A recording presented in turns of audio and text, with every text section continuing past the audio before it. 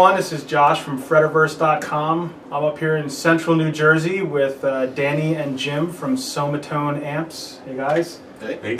So I wanted to talk to you about their amps. I'm a very big fan of what they did. About 10 years ago, Jim actually fixed one of my tube preamps, and I've been in love with it ever since. They recently moved into a new location. They have a lot of new amps coming out, and I wanted to talk to them a little bit and also give you a little bit of a demo on each one of their models. So here we go. So this is Jim. Why don't you give us a quick history of Sommatone, how you got started? Basically, how it all started was just, in my early 20s, just sort of becoming a tone freak, more or less, and just really trying to figure out, why some of these classic recordings, sounded so good, and why the amps and the guitar tones were so amazing, and how, a lot of the modern gear at the time, this is probably like around the, early 90s, and it just wasn't happening. And just sort of did a lot of research and a lot of experimenting, and really sort of, dove into, the whole tube amp thing, and just researched a lot of reading, and sort of came up with, my own, because I have like no real electronics background, per se, so it's mostly self-taught, and I think maybe that's probably why my approach might be, a little different, more of a player's perspective as opposed to, a tech's perspective. So it's really all about, the sound, and being a player and playing for, since I was a little kid, definitely, helps that too. But that's really how I got started. This is pretty much it. Did you, right off the bat, try to design your own amps, or did you just basically take apart whatever you had? And it was pretty much pre-existing stuff. I would buy like an old Fender or something like that, and just sort of start tweaking it and just get an understanding of what did what, internally with the amp, or what affected what, and just sort of took it from there, messing with different components and tubes and different values of things, and trying to figure out like what made them tick, and what caused what to sound, and sort of,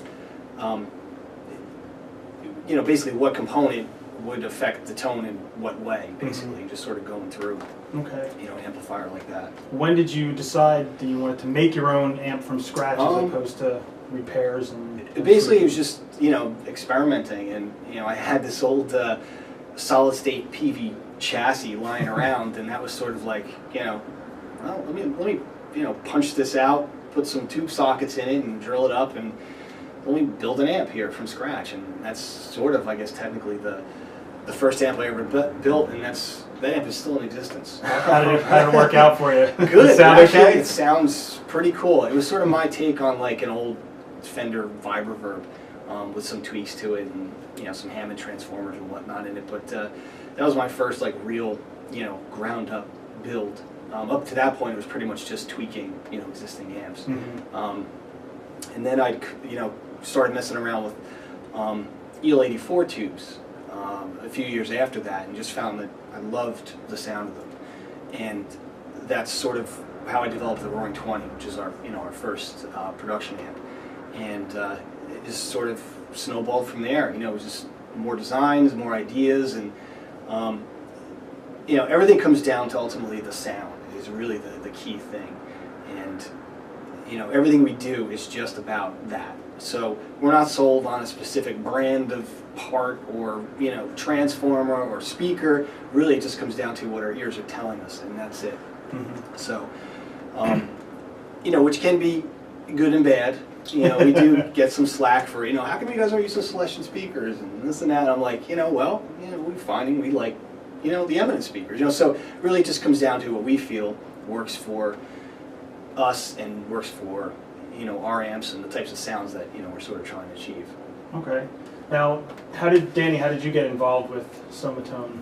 Pretty much, I guess I was a sophomore in college, and I knew how to sweep arpeggio and tremolo pick. Didn't we all? and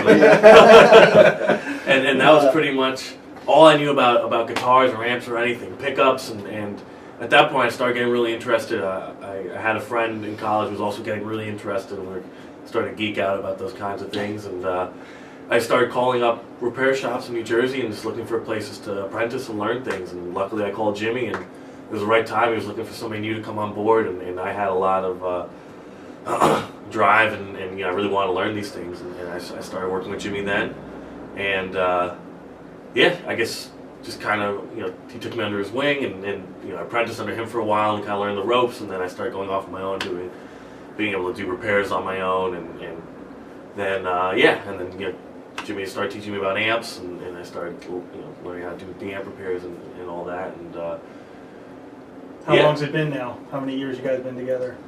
I guess probably 2005 I came here. Yeah. Oh, okay. So it's been 5 years, yeah, and then Yeah, 5 years. 3 years on, or 2 years full time. Yeah.